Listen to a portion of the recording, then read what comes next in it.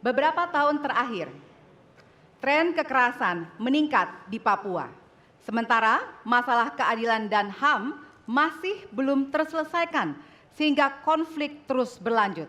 Pertanyaannya, apa strategi yang Anda akan siapkan untuk menyelesaikan masalah HAM dan konflik di Papua secara komprehensif? Waktu menjawab 2 menit dimulai dari sekarang. Masalah Papua adalah rumit karena di situ terjadi suatu gerakan separatisme. Dan gerakan separatisme ini kita sudah ikuti cukup lama. Kita melihat ada campur tangan asing di situ. Dan kita melihat bahwa kekuatan-kekuatan tertentu selalu ingin Indonesia disintegrasi dan pecah.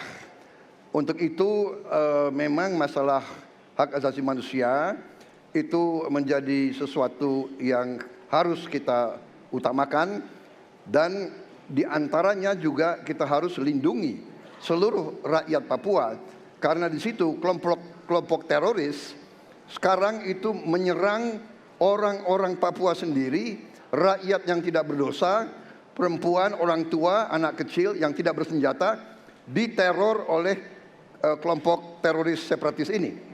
Jadi rencana saya pertama adalah tentunya menegakkan hukum, memperkuat aparat-aparat di situ, dan juga mempercepat pembangunan ekonomi. Dan Presiden Joko Widodo adalah Presiden di Republik Indonesia yang paling banyak ke Papua. Paling banyak ke Papua. Kalau tidak salah sampai hari ini beliau sudah lebih dari 19 kali ke Papua. Dan peningkatan pertumbuhan ekonomi di bawah pemerintah Pak Jokowi yang paling pesat, yang paling tinggi selama sejarah Republik Indonesia. Jadi yang saya katakan, saya akan lanjutkan, kita harus membawa kemajuan ekonomi, sosial, services yang terbaik untuk rakyat Papua, melindungi rakyat Papua dari keganasan para separatis dan teroris, dan menjamin penegakan hak asasi manusia. Terima kasih. Baik.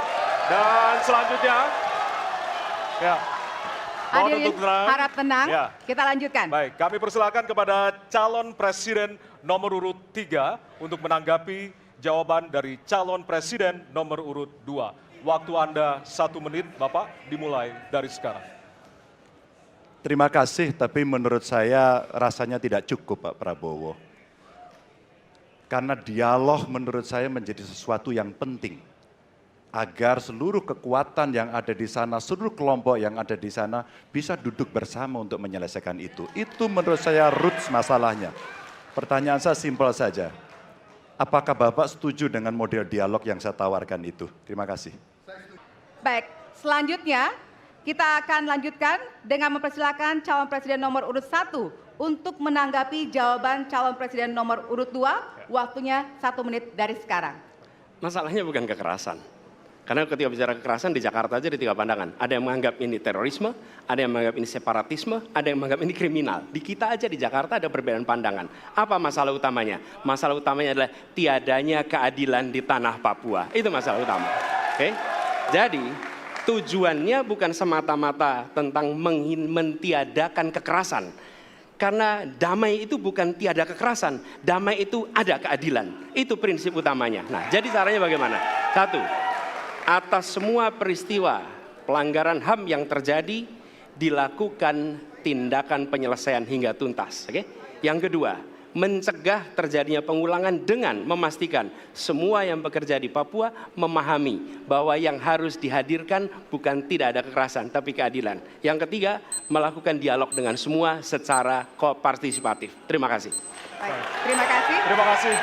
Dan selanjutnya kami persilakan kembali kepada calon presiden nomor urut 2 untuk merespon tanggapan dari kedua calon presiden lainnya, dan waktu Anda 1 menit Bapak dimulai dari sekarang. Benar, saya sangat setuju. Kita harus ada pendekatan dialog. Benar, ya. Dan saya juga setuju. Harus.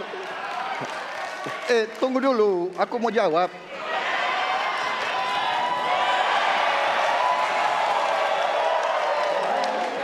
Jadi benar keadilan. Benar sekali harus ada keadilan. Tetapi saya mau mengatakan tidak sesederhana itu, Pak Anies. Ada faktor-faktor lain, Pak Anies. Ada faktor geopolitik, ada faktor ideologi. Inilah yang masalahnya tidak gampang, ya. Tetapi saya pendapat kita harus tegakkan keadilan. Kita harus dialog. Ini masalah bangsa. Ini harus kita semua kekuatan harus kita rangkul.